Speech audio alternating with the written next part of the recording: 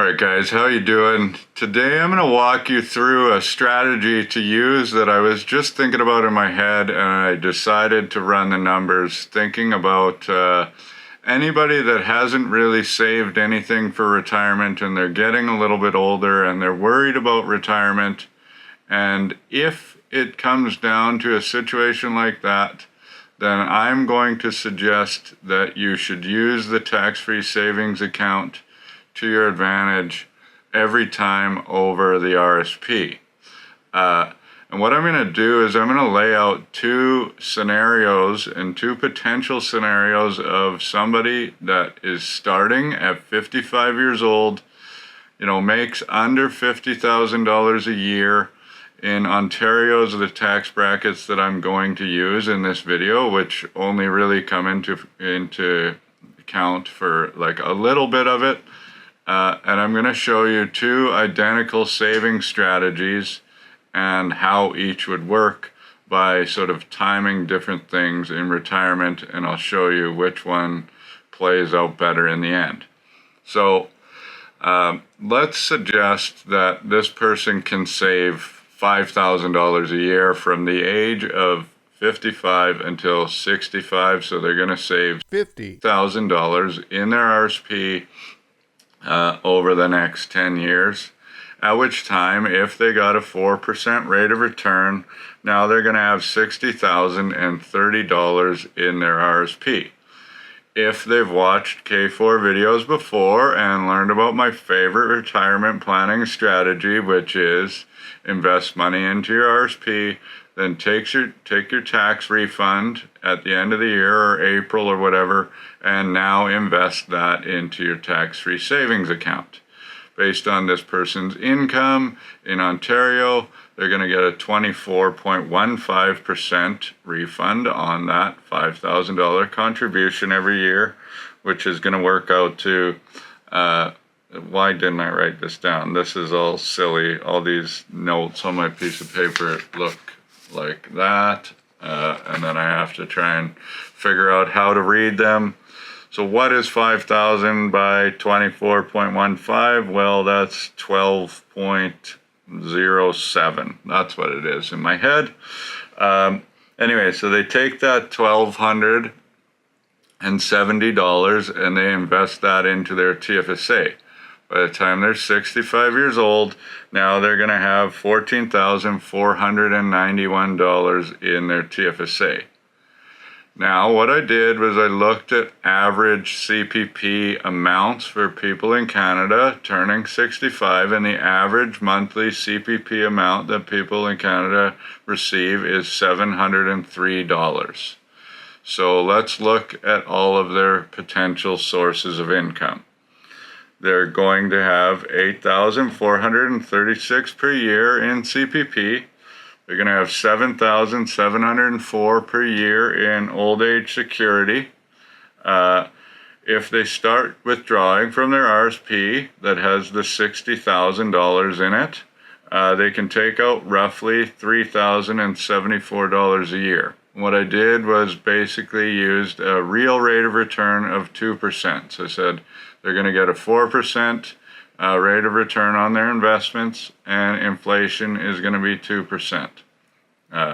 Who knows if that's actually going to be accurate? Maybe inflation will be 80% and the rate of return will be minus 80. But anyway, and based on that income, so now they have $3,074 in RIF income, which is taxable. They've got $84.36 in CPP, which is taxable. The $77.04 in the OAS, which is taxable, but doesn't count towards their GIS amount that they're going to get. So they're going to get $3,980 a year from the guaranteed income supplement because their income isn't quite high enough, and that money is tax-free. So in total, they have $23,194 in income. $19,214 of that is taxable. So in Ontario, they're going to owe $1,150 in tax, left with $22,044. But remember, they have that 14,491 in their TFSA.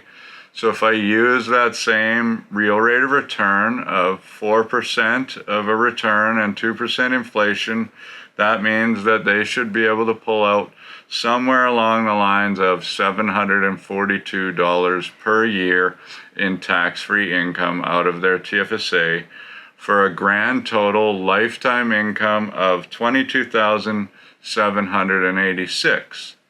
Now, a very important thing to note here is that the CPP, OAS, and GIS incomes all increase with inflation. So those numbers are actually going to go up every year. That means that those amounts are going to, match inflation and have the same buying power over time. So if you were trying to pull out $23,000 a year out of your RRSP, in 30 years, if you were pulling that out, it wouldn't really buy anything. So the CPP, OAS, and GIS will match that, which is a great thing.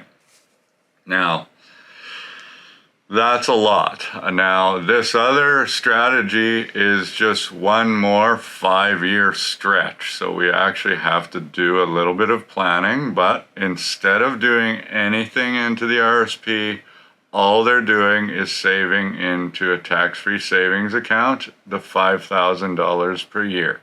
They're not going to get a tax refund now. That's going to take $12,000 out of their pocket, over the next 10 years while they're saving.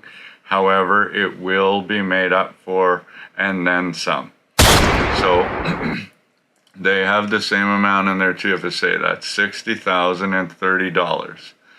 At age 65, the only thing that I want this person to do is take OAS and not CPP. So now they're going to get $7,704 in taxable income from OAS, and their GIS amount is going to be $11,508, and that is completely tax-free.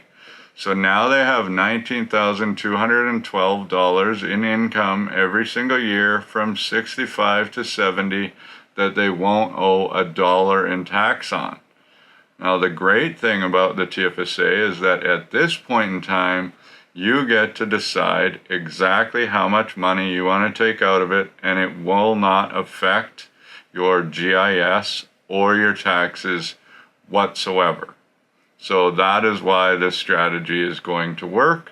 So in this case, what I decided to do was take out $5,800 out of their TFSA from the ages of 65 to 70, which means that they would have an after-tax income of just over $25,000 between 65 and 70, which is, almost 2,250 more than they were getting on the alternative strategy. So they do that. Now age 70 hits. This is when you have to take CPP. But the good news is that we delayed CPP for 5 years, so we get a 42% increase in our CPP amounts. So at this point in time, now we're getting $11,979 in CPP, which is also good because that higher amount is actually going to go up with inflation. So that's also good. It's a part that is hard to calculate, but in comparison, the other amount, they were getting $8,436. Now the OAS is the same, the $7,704, that hasn't changed. And GIS, they're almost getting as much as that other person was getting at 65, because they don't have that RIF income that's also taxable. So from GIS, they're getting $3,740. Now, before drawing anything from the TFSA, and what's remaining in there is about $36,000, they're getting $23,423 in pre-tax income. What they're going to owe in taxes is $1,268. So now you've got an after-tax income before drawing anything out of your TFSA of $22,155. And so what I decided to do was say, okay, from 70 until 90, if you had $36,000 in your TFSA and got a real rate of return of 2%, how much can we pull out every single year? And that number works out to $1,849. So now they have an after-tax income from 70 until 90 of $24,000 and $25,000 between 65 and 70. So just a little bit of planning can add, a couple $1,000s a year in lifetime income for you just by rethinking how you actually want to structure this. Now, this is very simple to do. Something that I talk about a lot is, I know there are a lot of people that are like, it's too late. It's never going to work for me. Well, this will work for you. I mean, this isn't perfect, but this is, $2,000 a month that you can live on for the rest of your life, which, is, if you want to work longer, if you want to delay things, of course you can do this, but just even starting is obviously 100% going to help every single time. If you have questions, want us to run scenarios for you, as always, please feel free to reach out to us at info@k4financial.ca. If you learned anything from this video, you're still watching, please hit that subscribe button. We love new subscribers, and we love to hear from you in the comments. So thank you very much, and we'll talk to you guys soon.